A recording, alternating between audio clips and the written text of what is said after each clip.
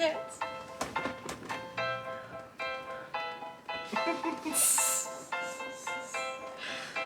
What's up, everybody? This is Power to Women, and I don't know how many episodes this is, but I have a very special guest, my brother-in-law, Mitchell. Hey, everyone. It's nice to be here. Thanks for having me, Emily. Yes.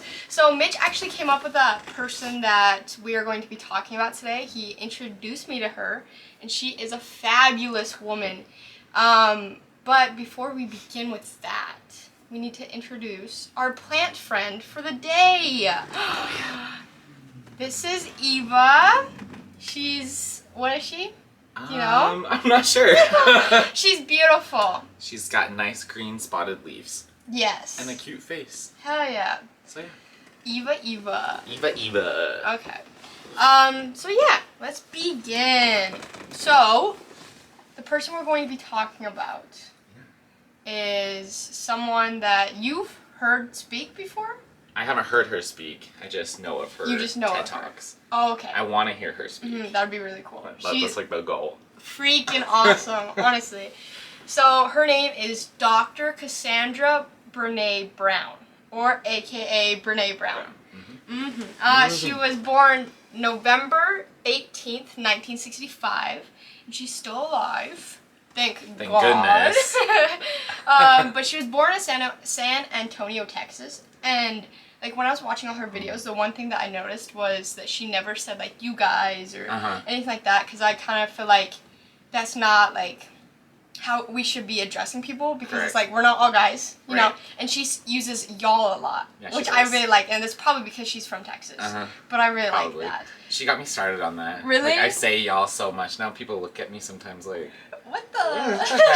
Yeah, that's freaking cool though. It's more inclusive, you know. It is. It's awesome. She's the oldest of 4 children, so she has 3 younger siblings. Okay. And she moved to New Orleans when she was like middle school age. And she lived there, and then I think she actually moved back to Texas. So I think she currently resides in Texas with her family.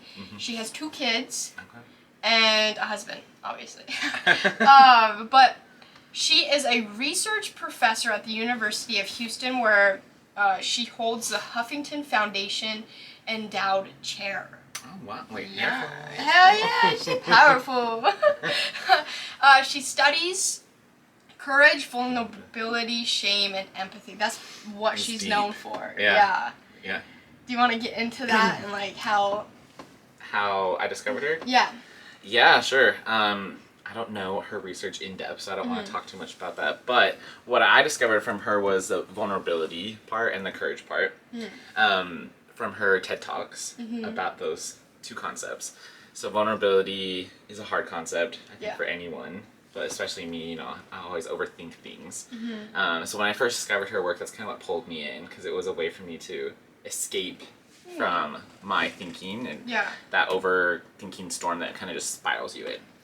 So that's kind of what got me into her work, was like a personal reason, and then over the years I've just kind of really stuck to her, and I use her work with my students through different lessons. So she taught me some different things about how to reflect through vulnerability, about how to admit when you're feeling your feelings and sit with them. Like I've always telling you, like sit with the comfort, sit with the discomfort.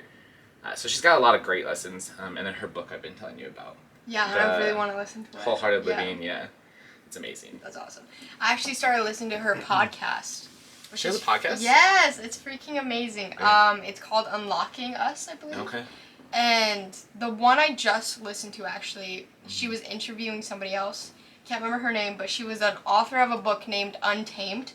Ooh. And it's basically about this like book about how like women need to learn to become untamed. Yeah. Because we're as a society, women have been put into the box of being tamed, and you have to do this to be the perfect woman, and you have to do all this to fit in, you know. Right. And like they just talked about how like you untame it, you know. De-shackle yourself. Exactly. Do what you gotta do. Yeah. Don't be scared of what other people think. Yeah, it's hard. It's vulnerable. Definitely. Well, and it's like the society too that is such a hard component of it. Yeah. The patriarchy is controlling everything. Yeah. On deep levels. Yeah. It's scary, but... That sounds like a good book, though. Or a book... a good podcast. It definitely is. But, yeah. So, she is also the author of 5 #1 New York Times bestsellers. Dang. Which is That's freaking awesome. Like, holy crap. Can you imagine what that feels like? No. I couldn't. And, like, to think that when she did her first TED Talk, she was only thinking, like, it was gonna... Like, she didn't even know it was gonna be on YouTube. Yeah. A couple hundred people, maybe. Yeah. And it hit, like, 10 million views on YouTube. Yeah. And she was freaking out. She actually said in one of her talks that she identifies herself as an introvert. Yeah. Which I thought that was so cool, because I'm like, oh wow, she's doing like all these TED Talks, all these big talks, but she identifies herself as an introvert, which is really cool. I think it's cool that she can come into spaces and be extroverted like that. Yeah. Like, we've talked about that concept a lot, of how you have like both in you. Yeah. And sometimes you manifest the extrovert when you need to, and then you can always be the introvert still.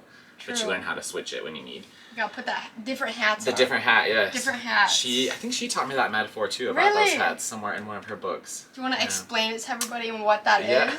So the hat metaphor that I tell Emily about basically encompasses the fact that like everyone has multiple things that they do in their life, different priorities, but they all kind of live inside one person, right? So it's hard sometimes to identify like what priority is taking center or what you're doing in that moment. And so she talks about it in a way of a hat, I believe, where you physically remove your hat at work sometimes. It's like that. So we don't have a uniform that we can like switch in and out of when we talk about emotions. So instead, you set the conversations up with different hats. So today, like, we're putting on the podcast hat. We're talking about the podcast. But, you know, like, we're still Mitch and Emily. We're still brother-in-law and sister-in-law. And those relationships don't go away. But we just have to act differently with these hats on right now. That's cool. So then after the podcast, we'll take it off, and we'll be back to brother-in-law and sister-in-law, like friend hats. Yeah. And our priorities will change. So that concept talks about how when you get into vulnerable spaces, like, you can put on the hat of, like, of shame and kind of pull away from it, or the blame hat, or you don't know how to recognize what hat you're wearing. Like, am I the friend? Am I supposed to be like the line drawer, the person who holds you accountable? So it's hard sometimes to identify what hat you're wearing. But, I thought that was really cool, because it's like, it showed me that, like, even though you are yourself, you still have to like talk differently to different people. And I thought that was very interesting to learn about. Yeah. It's all about setting that conversation up and just identifying what you want to come out into that space. But that's vulnerable to do, because sometimes those emotions are too big to even think about. So it's like, how do I let that out into the world? Form it into words. Exactly. But we need to have those conversations. We need to have those uncomfortable conversations, so that way we can grow and learn. And that's what Brené Brown talks about a lot. Yep, she does. Just admitting that you're uncomfortable and then sitting with it. Yeah. So speaking of her podcast, she has 2 podcasts actually. Oh, before I continue, this is Melody. She's Mitchell's dog. Good girl, mama. She's a good girl. But so speaking of podcasts, she, like I said, she has a podcast called Unlocking Us, but she also has another one called Dare to Lead. And I haven't listened to the Dare to Lead one. I couldn't really find it. There's a book. That's one of her books. Oh, maybe it was... Oh, okay. That makes more sense. It's an audiobook, but you should read it. It's really, really good. I really do. I want to read like all her stuff, because it seems just all so good. So to get into a little bit of like her education, like how she got started, she actually completed a Bachelor of Social Work degree at the University of Texas at Austin in 1995. Then she went on to get her master's degree of social work in 1996. So she just basically kept going, got it out, worked it out. And then she finally got a Doctor of Philosophy degree in social work at the University of Houston in 2002. Wow. So she is a doctor. She is a doctor. And like we've said, like she's done 2 TED Talks, I think, just 2, and that's how like we found her, you found her, that's how she got started, a little fun fact, for the first, like, TED Talk that she was going to do, she wasn't going to talk about, like, she wasn't going to be vulnerable or anything like that. She was just going to talk about, like, shame and vulnerability and all that. But the last second, she was like, I need to be vulnerable because this is what I'm talking about and this is how I can get this message out.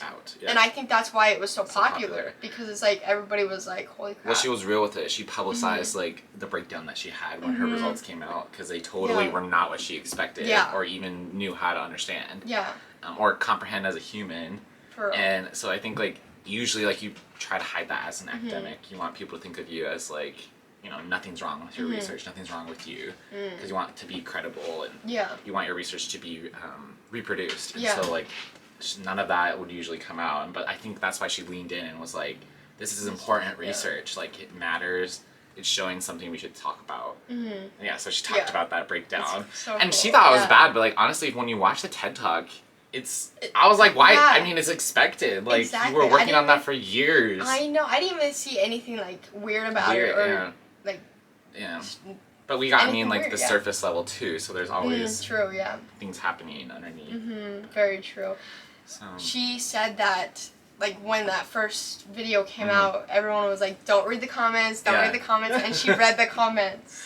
Honestly, I would be too. Same, but like the way like they talked about her and like people are freaking mean. They are mean. And it's horrible because it's like she stood up there and was vulnerable and was trying to explain to people like, this is how to become your better self.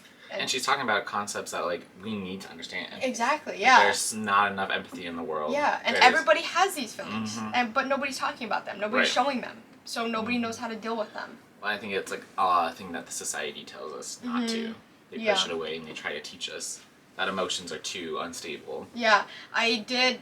This is not from Brené Brown, but I watched this TikTok today about the verbalizer theory, I believe, or technique. And it's basically like the cry it out method. Oh, okay. So when you have a little kid, most babies and like toddlers nowadays are just told to cry it out. You know, if you just let it cry. Yeah. But instead of like talking to the kid and like explaining like, hey, is this how you're feeling and this is how you like control it, and we're not being taught that. We're just being taught just to scream. And then bury it down until we don't see it. And that's why there's so many issues. Is that the method where they like sit them down and talk to them about how are you feeling and use your words, like where they make the toddler sit with them until they're done screaming, and then they tell them how are you feeling, and they wait until the toddler says something, and then they reward them for saying something instead of screaming. I think I've seen that too, and it was so hard. It gave me goosebumps to watch. Definitely. Like that connection that you feel too with your parent in that moment as a kid, to understand that like the relief from saying how you feel. Exactly, and like to know that somebody's listening, and to know that someone's there that you can talk to about anything. Right, because they're screaming because they're like don't know how to communicate, but when they figure out how to, I think to reward that is powerful. No, definitely. And accept that vulnerability. Yeah, I think that method's cool. Yeah, me too. But the reason she got into like talking about like shame and vulnerability was because she had like addiction problems, and she was an alcoholic there for a while. She had eating disorders. She had I didn't know that. A bunch of like just addiction that she just didn't know how to control, and she her own demons. Yeah, but like by studying vulnerability and shame, she actually took it into her own practice and was like, I'm gonna live this, So she just started living it, and I know she was talking about the story about it was her and her husband. They were swimming together because they're both really big swimmers, and like in the water, she looked up and she goes, I feel really close to you. Yeah. And he goes, the water's good. And then she said it again, and then like afterwards, he's like, to be honest, I didn't even hear you. Yeah. And like it was a big argument though. She was like, why aren't you like responding to me? Yeah. Yeah. And he's like, to be honest, I didn't even hear you. I was just having like anxiety and like, but by just talking that out, like they resolved a lot of things. Like if they didn't talk it out, she would think that he doesn't feel connected to her. And he wouldn't think anything's wrong. Yeah. Or would he think that she was just mad at him? Yeah, for like no reason. Yeah. Go separate ways. Yeah, I thought that was a powerful story too, because like how many times do you do that to people? Like assume something in your head, and then you just march down that pathway, and then before you know it, you're like, they're mad at me. Like they hate me. What's going on here? And in reality, like you could do what she did and just say what's going on here. But doing that that's it's hard too. Yeah, That's a step of definitely. vulnerability because like, what if they're like, what's up? You're making this up. Yeah. So sometimes it's like, I don't know. It's hard to decide when to do that path. Oh, definitely, yeah. But I think if you take the vulnerability path as much as often as you can, I think it's definitely going to help in the long run. Oh, yeah. And that's why she talks about, like, consistency. And, like, she talks about how connection comes through vulnerability. And so I think, like, we have that backwards. We think that you can just connect to people. Like, oh, we met on Instagram. Like, we matched. We're best friends. Yeah. Like, or whatever. But I feel like that is superficial. That's what society wants us to think about because it takes that real expression of emotion and, like, identifying each other as who we are as humans and what we identify as to be building that connection. Yeah. And to feel that on a consistent basis.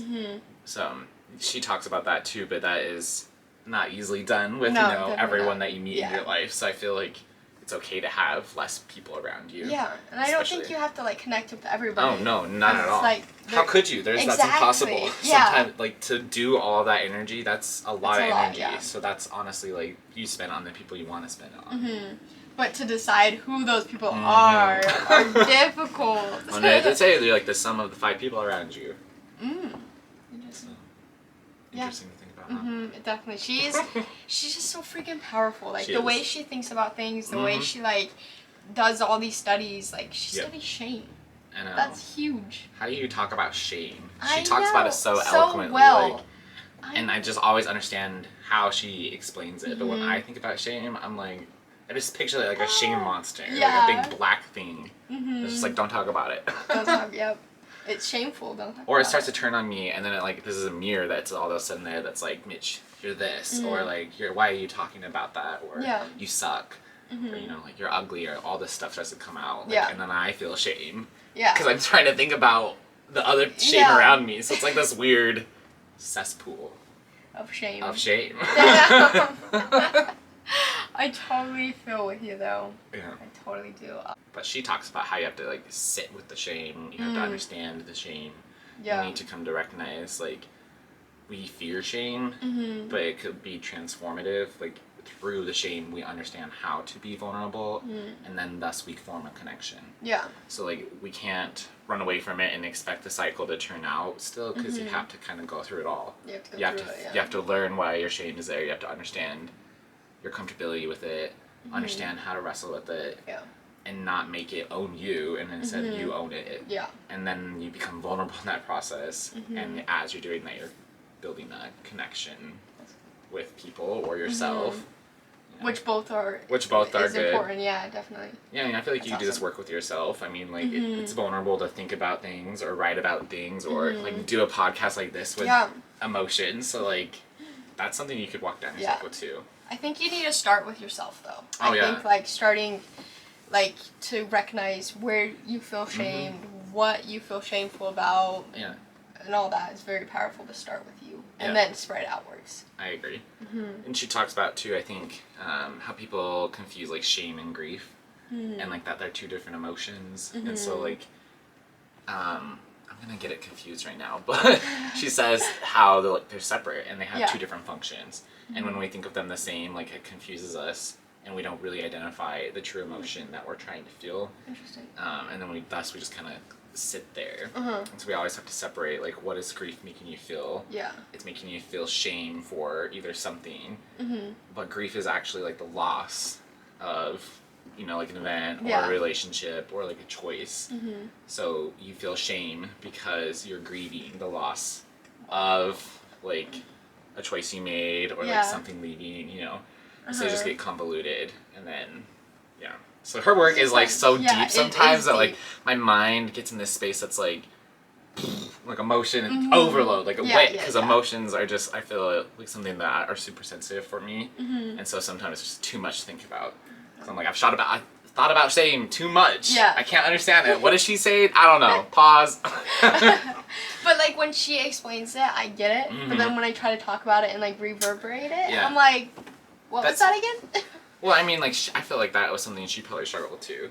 Like, these are academic concepts that are built around things that are complex emotions that don't get supported in society to talk about. So I feel like it's only natural for our brains to be like, what are you doing? Stop talking about this. And then it's going to distract us and your heart rate goes up and like everything else happens. I feel like that's the power of vulnerability, is standing in there and saying like, I want that. I'm here. Like, go away. That's not going to happen to me today. And then reopening that door and like then walking in. Yeah. But like clearing all that is hard to do. So. Oh goodness! All these emotions, all these feelings. I know. I guess the only thing we can do is feel the feelings. Feel the feelings. Because they're just feelings after all. Just some things. Could be other things. Like what? I don't know. Trauma, pain. Oh well, yeah, but like at the end of the day, they're feelings. They're feelings, yeah. They're emotions that we need to learn. Yeah. I think too. I like challenging like the normatives that men have to follow. You know, that you can't show emotions. Oh. You can't be vulnerable. Yeah. You can't talk about emotions. You can't talk about how to support women. You can't talk about how to support anything. I think Brené has such a good message to like cis white heterosexual men, to gay men, to like all varieties of men. Yeah.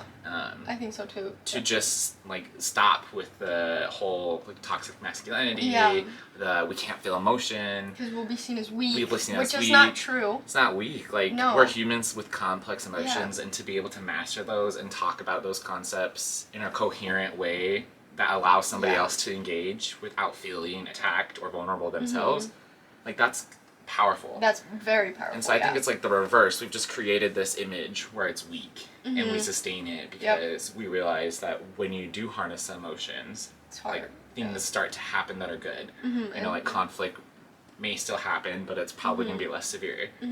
It doesn't always go down the negativity road. Yeah. So in my personal life, I've been using her work like as a powerful woman to kind of just transform how I think about myself as a man, and then how I react like in other situations with her information. Like she comes up so much in my thinking because I'm just like, I don't know, she's just a powerful like mentor almost, like a female mentor, and I just really like how she projects herself into the world. Me too, definitely. Being able to reproject that and challenge people and like challenge the toxic masculinity that I see is nice, because it's like she gives me that armor to be like, no dude, like I'm not taking that today, like you're not gonna just sit here and do that again like, or do that again to her. Like, so that's what I like about her work too, is it's a shared armor. We can share it with each other. Like I shared a YouTube video with you, and it's put you into this space where you're inquisitive and you're thinking about it, and you're building your own armor now. Yeah. And that's what is cool about it, because it was just a 5-minute YouTube video. Yeah, so literally, that's freaking she, awesome. I think, is touching a lot of people's lives because of social media and because of YouTube. But I also think it's because of the concept she's talking about. Oh, definitely. No one's talked about shame or vulnerability. I had no idea how she described vulnerability or what it was until I watched her videos. Yeah. And then I watched them over and over and over, and was like, holy shit, like, wow, I did not understand that I was lied to like our entire life about what vulnerability and shame is. So. Little bit of a tangent, but no, that was good. That was good. That is how I kind of use Brené Brown, or honor Brené Brown. I shouldn't say use, honor her work, to just help better my life and those around me. That's awesome. So she's yeah, and I'm glad we're talking about her, because I want everybody who's listening or watching to go freaking check out what she's doing and what she's talking about, because she's freaking amazing. Like you said, like with the guy thing, she also has like a woman.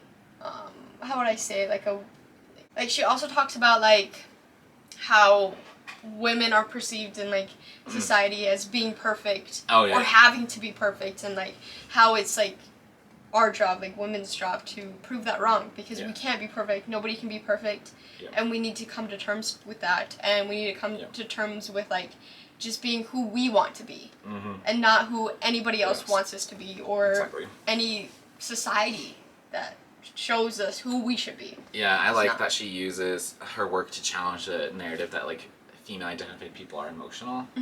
Like she's always constantly like, everyone has these emotions. Yeah. Like, this is bullshit that, you know, we as female people who are just labeled as that, and it's bad. It's like men experience those same emotions. People who don't identify on the binary gender also experience those same emotions. So I like her work of just breaking down those kind of labels. Is she as radical on some like LGBTQI stuff that I would want her to be? Probably not. You know, like everyone has those flaws. But what I like about her is she shows improvement when she sees that she's done wrong. Yeah. Like she's had some stuff that, you know, wasn't written as well as should have been, or wasn't as well thought out in how it would be heard today. And she's recognized it, and she's like relay statements about, I see the harm that was done, and this is what I mean. I take that back, and here's how I want to reconcile that. A lot of people would just like, you know, that didn't happen. Like delete the tweet, or do a fast, apology. Like, exactly. Oh, sorry. You know. She like left it there, and then she reworded it, and then she talked about it. Which, as a scholar, I think that's critical. Like, if you're not looking at your work and how it's excluding people of color, queer people, disabled people, anyone else, like, that's not doing anyone a service. So I like that she pushes it beyond looking at the binary of male and female, because she's also trying to expand it into like just being a more inclusive, that's awesome, intersecting society. Recognize identities are everywhere. And to like, recognize those as vulnerable. To say like, this is me identified this way, like that's that's probably the most vulnerable thing you can do. And so I think her work will help social justice, will help understand, you know, the differences that we're experiencing right now. Oh, she's a freaking powerful woman, and she's been recognized as a powerful woman. In 2009, the Houston Woman magazine voted Brown one of the city's most influential women. Snaps. Which is freaking awesome, because she deserves like all this recognition, all these things, because she's doing amazing work. And incredible. Exactly. In 2016, the Huffington Foundation pledged $2 million over 4 years to endow a research chair in her name at the Graduate College of Social Work, which is freaking awesome. That's cool. She has like a whole freaking research chair now in her name. That's awesome. That's freaking awesome. Good for her. Hell yeah. Publishing this stuff and getting it out there, like that's what she should be doing. Definitely. Sharing the work with everybody. So with that being said, since the information's out there, people, go check it out, go watch it, go listen to it.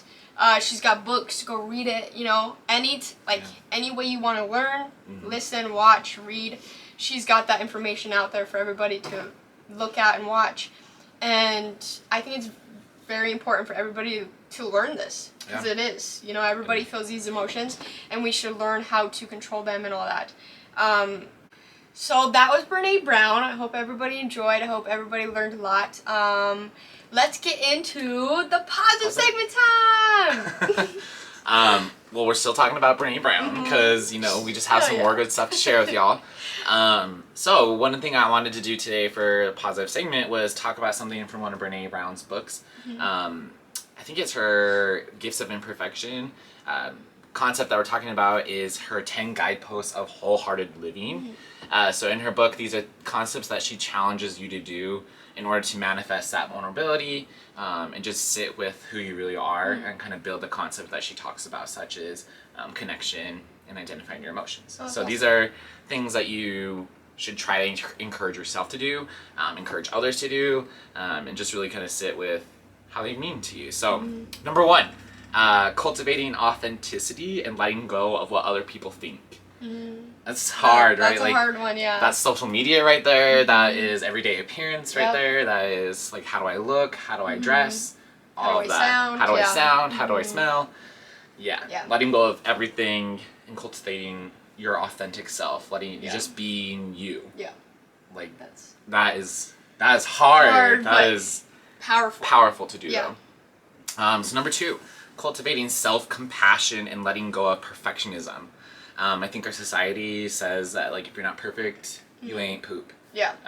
And so that's not realistic. That nothing's perfect. No. There is no perfect human. There is no perfect anything. Nothing. And so as soon as we start to think like it needs to be perfect, I think it starts to take all the fun and joy away from things. So self-compassion, like, give yourself grace to say it's not going to be perfect. mistakes happen. That's where you learn. That's where the greatest things have been born in history, from learning how to reconcile those mistakes. Yeah. Or, learning what we missed when we made that mistake the first time. Number 3, cultivate your resilient spirit and letting go of numbing and powerlessness. So back to what you were saying earlier, like she does that a lot in, I think, her women's group, challenging the narrative that like women are powerless in society, or powerless to men. Like, yes, I get the fear is there. I'll never experience that fear. But I think, like you were saying earlier, recognizing who you are as a woman and who other women are, and expanding the definition of women, like you are in your podcast, is going to help do that, like help clear away that powerlessness. Yeah. Because you're not powerless. No, we're powerful. You're powerful. Just like everyone else who feels that is. Like, that sense of powerlessness is control from the patriarchy.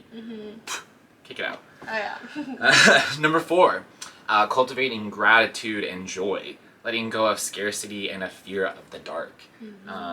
So like being in the moment, but stop being afraid that like the worst thing's gonna happen, that the world's gonna implode and your world's gonna go dark, or everyone's gonna leave you, or no one's gonna like your Instagram post.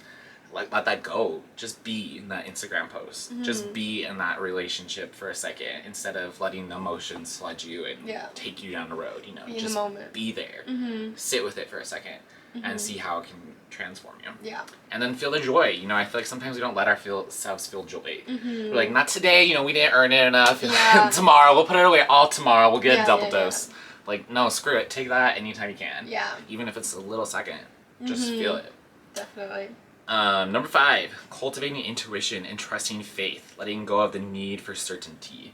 That one's hard. I am such a certainty person. Same. I need to know, like, what's going to happen? What's my decision going to do? What's the outcome? Yep. Sometimes you just can't know those things. Nope. So trust that you're doing the best for yourself. If you're not, ask for people to tell you that you're wrong, and then admit that and talk about it. Yep. Everyone does that. Yeah, so letting go of certainty. I think just, trust that something's going to happen that you may not understand or expect, but you're going to learn. Yeah. And sometimes the best parts about life are unpredictable. Yeah. And also the most scary. But there's not enough room in your brain and your life to try to control the uncertainty. It's just going to consume you. Yeah. And all the anxiety and everything is going to just swarm, and then your joy is going to shrivel up and go away. Just trust yourself. Trust that you know what's good for you and what's the best. Or that others around you are like caring for you. Yeah. And then allow them to care for you. Like, that's another hard thing to do. That's a hard thing, yeah. All right. Cultivating creativity and letting go of comparison. One of my favorite things that Brené Brown says is comparison is a thief of joy. Yeah. I repeat that quote to all of my students I've ever worked with. All of my friends have heard me say it. My mom, you, I've heard it, yes. Everyone. Because I think in society we compare, and we compare. Like, we compare our comparisons to our comparisons. Yeah. And it's just this sick little cycle, and at the end of it, you're like, well, I suck. Yeah. I'm nothing. I don't have anything. Everything's not good enough. And all the joy and anything you're doing is gone. And so I'm trying to really challenge that and just be like, I'm my own journey. Like, where I'm going is where I'm going. And I'm happy in that. And there's joy all around me. I just need to recognize it. Yeah. And compare it to only me. And I'll see that I have changed. When you look back on yourself 10 years ago and look at that growth, that's a lot. Yeah. Like, when I look back about, just being here and where we are today, when we moved to this place, like, we were nowhere near the capacity that we're at now. So yeah, stop comparing, live in your moments, and enjoy them. That's very powerful. It is. So number 7, cultivate play and rest. Let go of exhaustion as a status symbol and productivity as self-worth. This was huge for me when I heard that. I think society's like, if you don't work, you are not going anywhere. If you're not being productive, you're not doing it right. Yep. So no, that's not how we're meant to live. We're not meant to work 80 plus hours a week. No, I barely like working 40. I mean, let's be honest. If I could just live and have money and sustain myself, I would. So I think everybody would. Tells us, like, live your life, put yourself first, choose for yourself, but do it with a way that cares for others and allows you to keep going forward. It's powerful, yeah. Number 8, cultivating calm and stillness, letting go of anxiety as a lifestyle. That's hard. Huge. Yeah. Huge. Anxiety is such a huge taboo word right now, Mm-hmm. but it's also such a huge thing that impacts people silently. A lot of people. And we Mm-hmm. just live in it constantly. Yeah. Everything is making us anxious. We need to manifest that self-care, that Mm-hmm. stillness, that calm space for your brain to go. Yeah. That space of acceptance and love, even if it is just sitting there. Yeah. With like a stuffed animal or a dog or a plant. Yeah. Just be there. Do what you want. Yeah. Get yourself to relax. Mm-hmm. Number 9, cultivating meaning, work, letting go of self-doubt, and supposed to. How many times do you hear somebody say, like, I was supposed to do that, I was supposed to say that, I was supposed to go there? When you feel the supposed to, replace it with, I'm going to. Like, challenge yourself to go there, to say that, to do it. Instead of, I have to, I get to. Or I will next time. Yeah. You don't know if there's a next time. Grab it when it's here and take it and then go for it. And think about it later. Yeah. You know? Number 10, cultivate laughter, song, dance, and let go of cool and always in control. Nobody is cool and always in control, and faking it and trying to show that world that you're like everything's perfect, everything's fine, like we do on all the social medias, is exhausting. And it's not real. It's not real. Yeah. And you're building an image that brain recognizes you don't even have, and then you're depressed. Yeah. So instead of that, just make yourself laugh. Yeah. So yeah, that is the 10 guideposts. I challenge y'all to try doing one. Yep. I've locked onto the comparison is a thief of joy, and I'm gonna try to master that until I don't compare, and then I'm gonna try and incorporate others. That's awesome. Yeah. Try to do as many as you can, but you know you're a human, so you take what you can. But yeah, so those are the 10 guideposts. They're hard, they're challenging, but they're good places to be, and lessons to learn. Hell yeah. So that was a positive segment time. And that was the episode. Woo-hoo. I hope everybody enjoyed, and I hope everybody learned a lot, because Brené Brown is somebody that you can learn a lot from, and you should learn a lot from. So if you want to go follow this podcast, you can find it on all podcasting mediums, and you can find it on Instagram and Twitter and YouTube at Power to Women. Also, if you want to go follow my personal Instagram page at EmilyNichols00, that'd be awesome, and my personal Twitter page at YoungEmily1864, that'd also be awesome. Do you want people to find you anywhere? Media. No? Okay. I'm old. Yeah. So I hope everybody has an amazing rest of your day. Thanks Stay for safe. listening. Yeah, thanks for listening. Wash your hands. Lean into those emotions. Be and wear your damn uncomfortable. mask. Hell yeah. Peace and aliens be with you. Yes.